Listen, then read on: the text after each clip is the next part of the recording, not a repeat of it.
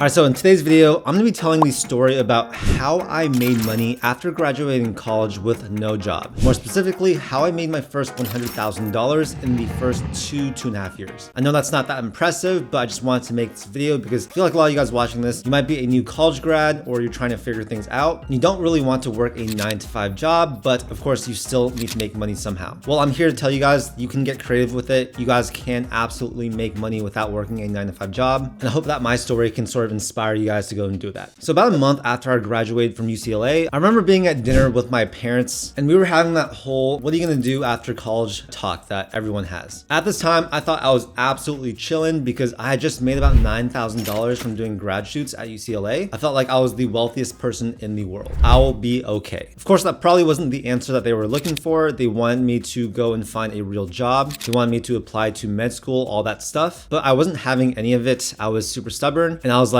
just let me be. I will figure out how to make money on my own. And so they were like, okay, Charlie, you can go ahead and do that. Just keep us updated. And so that's basically what I did. And then suddenly I had a reality check. I remember being in LA by myself. I was living with my ex-girlfriend at the time in a shared apartment with, I think, 3 other people. I had to pay rent. I had to pay for food, gas, car, all that stuff. And yeah, just having all these new bills, it was something that I wasn't used to having to pay for myself. And when you combine that with the fact that all my other friends had good paying jobs, I was pretty bummed. I remember staying home all day trying to think about what I was gonna do. Some days I would literally do nothing. I just browse the internet, hang out, whatever. And so in comparison, I just felt like a complete failure. I think this was definitely one of the more sad moments of my life, but I wouldn't trade it for anything, and I'll tell you guys why. So after about a couple of months, I was like, okay, I need to make some money. What skills do I have that I can actually, do for other people, which will allow me to sustain myself and be able to pay for my bills? Because I did have a stash of money. I had built up a small savings from doing shoots, but of course that money was starting to run out. And you might be thinking, Charlie, why didn't you try getting a job? Well, I actually did apply to some jobs, but none of those companies actually ended up hiring me. So I was like, okay, I'm actually just gonna do this 100% on my own. And so basically I dived deep into the gig economy. I identified all these skills that I had that I could do for other people, and I just started doing them. I essentially just entered side hustle land. So throughout college, I had done print modeling here and there, but the agency that I was with was not the best. And so basically what I did was I found a new agency, and that was O Models LA. I started building up my portfolio. I started going on auditions, and I started to book some shoots. This is a really cool way of making money because I remember making between $500 to $3,000 per day. And so at that time, that was a lot of money for one day of work. I remember thinking, hey, if I just do this one shoot, it'll pay for my rent for the next 2 months. I remember doing a shoot for Verizon for about $3,000 for one day. I also did a commercial for Walmart that actually didn't ever air. That one paid me $1.5K for one day. I did a shoot for Apple that paid a few $1,000s over 2 days. A6 was $2,500 for a full week of shooting. And I also just did a bunch of smaller photo shoots that were like 1 to 3 hours, and those generally paid a couple $100.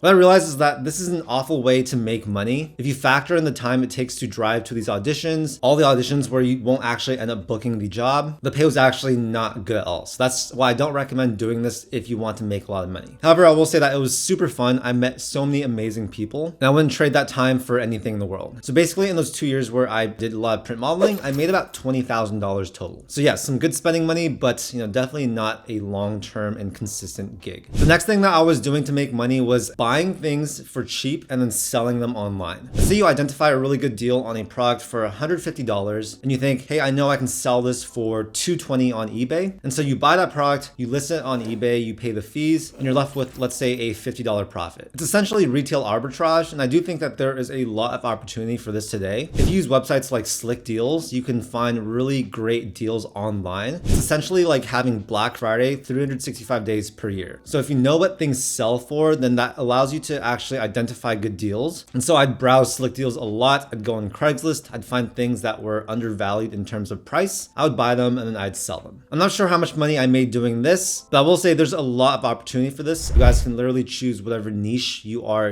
passionate about or have knowledge in. For example, if you know shoes really well, then obviously you're going to know when the new shoes drop, how much they'll sell for, and you can easily turn that into a really cool side hustle. Okay, so the next thing I did was tutoring, and this was by far the most consistent side hustle or gig that I did after college. Essentially, this is a side hustle that literally any of you guys watching this video can do. If you've gone to school, if you have knowledge in a specific area, then you can absolutely be a tutor. You might be thinking, well, my knowledge in writing or math or whatever, it's not that high, but that's totally fine. You don't need that much knowledge to be able to tutor, let's say, 10-year-old kids. And so basically what I did was I posted my first Craigslist ad saying, hey, if you guys need a tutor, I can actually help you. I listed my credentials, I listed my rates. I think at the time it was like $30, $35 per hour. And I was like, I can tutor in math, writing, science, whatever. That actually got me my first client, who I actually am still friends with today. They referred me to people. I got more people from my Craigslist ad. And I slowly built up a consistent roster of students that I was tutoring. Today, you should easily be able to make at least $30 to $50 per hour. And if you're tutoring something that's more complex, like the SAT or the ACT or whatever it is, you can absolutely charge $100 or more per hour. You also don't have to tutor in school subjects. You can tutor in different hobbies. If you know piano, violin, whatever instruments, any skill you have, you can start being a tutor for other people. And so yeah, like I said, this is my consistent revenue. This is how I made money consistently. And this really gave me the capital that I needed to start investing and start doing my other side hustle businesses. The next side hustle I had that made really good money for me was doing photography and video. Now, luckily by this time, I'd been doing photography for maybe 8 years or so. And so I'd say that I was decently skilled at photography and video, which allowed me to basically do this for clients. Now, I've always been super interested in doing portraits. I think that is probably the most monetizable niche when it comes to photography. And so yeah, I essentially did a lot of photo shoots over the next couple of years. My main bread and butter was doing graduation shoots. So basically every year from about April to June or July, I'll literally do hundreds of graduation shoots. And yeah, thinking back on that time, it's pretty traumatic because those few months, they were insane. Some days I'd have up to 7, 8 clients in one day. And so I was literally running around the UCLA campus doing shoots for about 11, 12 hours. I also expanded to having clients at other schools like USC. And yeah, basically this was responsible for a large influx of money all at once. And so yeah, every year I knew that,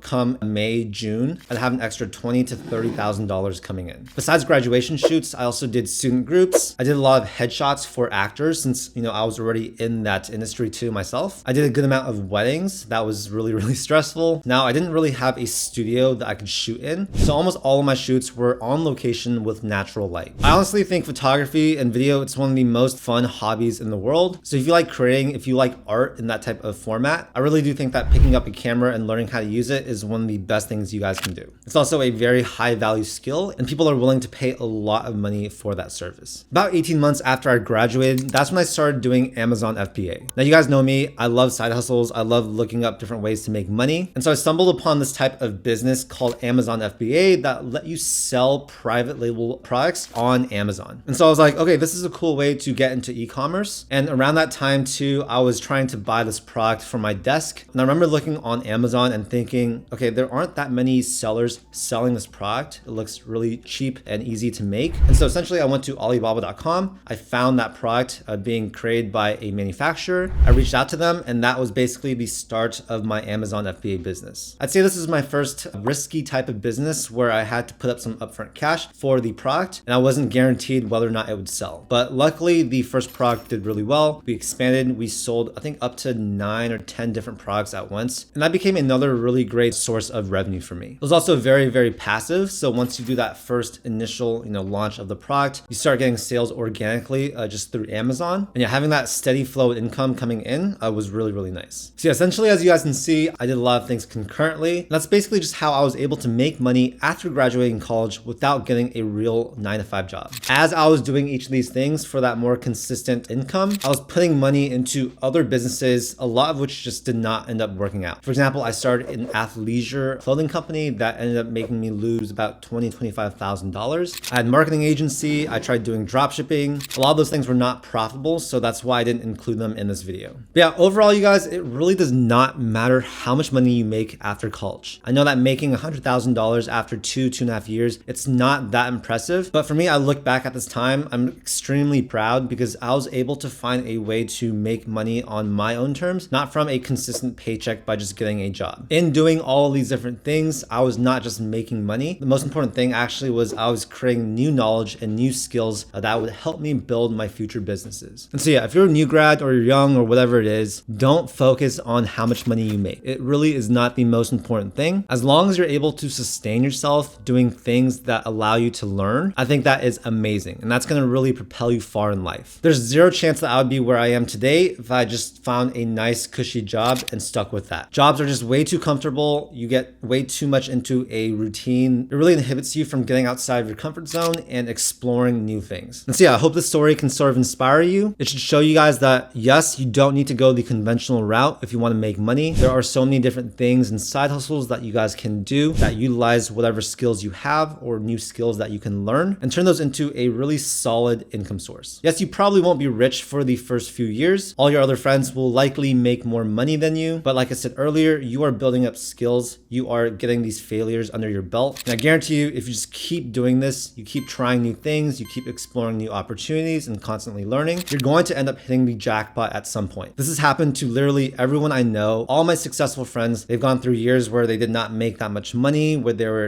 experimenting with a lot of different things. And once you start seeing that exponential growth, it really is uphill from there. All right, so that's it for this video. I do a ton of videos about personal finance, investing, and entrepreneurship. And yeah, all my content is free. I make all of this to help you guys, inspire you guys. And so the only thing I ask in return, if you got some value from the video, is just to show your support by hitting that subscribe button. Anyways, thank you so much for your time, and I'll see you in the next video. Peace.